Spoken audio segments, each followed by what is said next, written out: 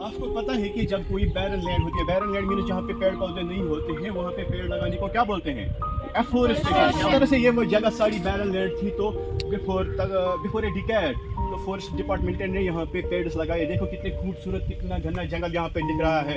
और जब हमने दूर से देखा हमारे दिल ने चाहा कि हम यहाँ पे आ जाए। ठीक है, ये देखो इन्होंने बोर्ड यहाँ पे लगाया है J&K फॉरेस्ट डिपार्टमेंट, ठीक है ना? तो अब देखो आज इस 10 तकरीबन 10 और 12 ईयर्स हमें एग्जैक्टली पता नहीं है, तो आज देखो कितना खूबसूरत फॉरेस्ट है। तो इसमें ये सारे पेड़ पौधे जो हैं इनकी इम्पोर्टेंस तो आपको पता ही है, आप इसमें पढ़ते हो।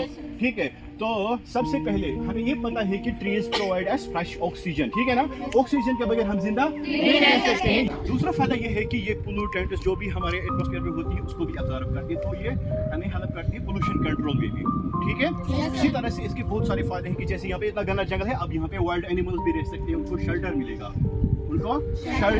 वो यहाँ पे रह सकते हैं। अगर हम जंगल काटेंगे तो उनका शेल्टर खत्म होता है, तो वाइल्ड एनिमल्स भी खत्म होते हैं। आपने सुना होगा कि न्यूज़ में रिसेंटली कि कहीं पे कोई तेंदुआ किसी गांव में या किसी शहर में आया, तो वहाँ पे किसी बच्चे को या किसी इंसान पे हमला किया, तो फिर वाइल्ड लाइफ वाले आते हैं वहाँ पे उनको बचाने के लिए। लेकिन असल में सोचते नहीं है कि इनका मस्कन तो ये जंगल थे, ये वहाँ से नीचे क्यों आए।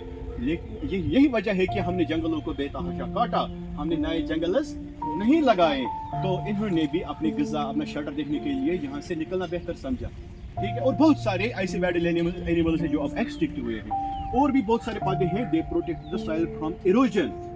जो प्लांट्स के ये रूट्स होते हैं ना, ये सॉइल इरोजन से बचाते हैं। इनकी जो ये रूट्स होते हैं ना, ये इस ज़मीन को पकड़े रहते हैं। जिस तरह से हम स्लैब डालते हैं ना मकानों में, उसमें वो आयरन डालते हैं। क्यों डालते हैं?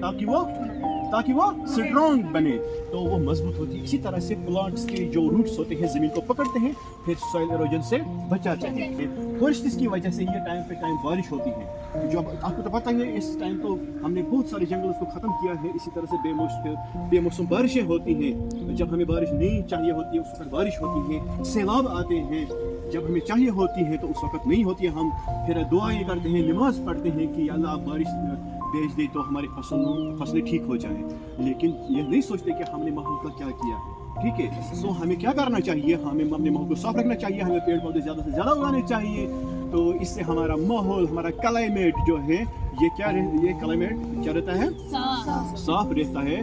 और हमें बारिशें टाइम पे मिलेंगी, हमें बारिशें ऑक्सीजन मिलेगा, हमारा सारा हवा, ये माहौल जो पोल्यूशन से साफ रहे। ठीक, प्लांट्स ये जो है ये अपना ग़िज़ा खुद बनाते हैं by the process of photosynthesis, है ना? इनके लीव्स में एक ग्रीन पिगमेंट होता है जिसको बोलते हैं क्लोरोफिल। और with the help of sunlight and water, they absorb water from the roots, they prepare their own food. It's a process called photosynthesis. Do you know every green leaf is called a natural laboratory. It's called a naturally prepare oxygen for us.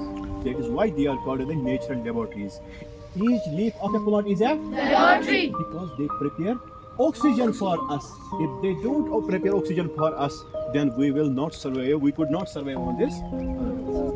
Understand? Yes, sir. And in turn, the carbon dioxide that we breathe out is absorbed by these leaves for preparing the food. So the plants are very important for us. So it is our prime responsibility to take care of the plants. ठीक है? Yes, sir. Thank you very much.